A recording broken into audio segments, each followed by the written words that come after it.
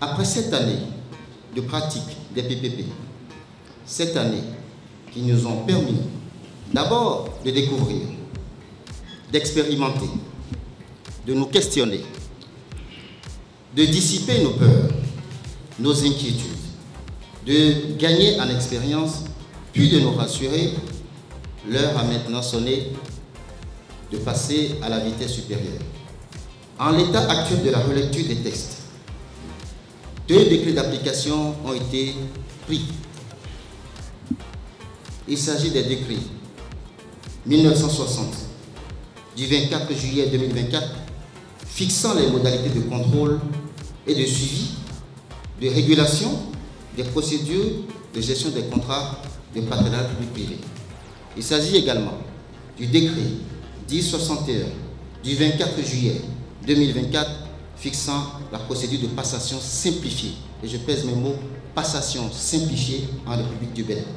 Ces tests comportent un certain nombre d'innovations, dont certaines spécifiquement en faveur des communes, dont notamment la possibilité de contractualiser des offres spontanées par procédure de négociation directe. À partir de maintenant, si un promoteur privé vient voir une collectivité territoriale avec un projet d'offre spontanée, la collectivité peut, après avis des structures techniques, donner suite en allant en négociation directe. Et ce n'est pas terminé. La possibilité de contractualiser par procédure de négociation directe pour tout PPP qui fait l'objet d'une urgence impérieuse de déficit d'infrastructures, ce qui est dans toutes nos communes.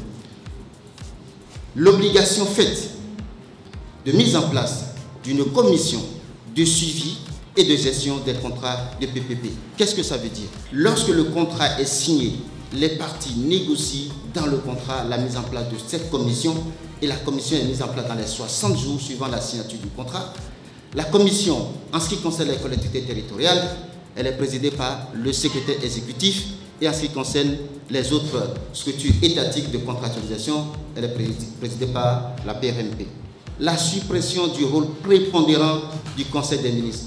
Les élus locaux ont toujours fait le reproche au gouvernement que toute la procédure devait être approuvée en Conseil des ministres. C'est terminé. L'autorité approbatrice des contrats de PPP dans les collectivités territoriales devient désormais le conseil communal.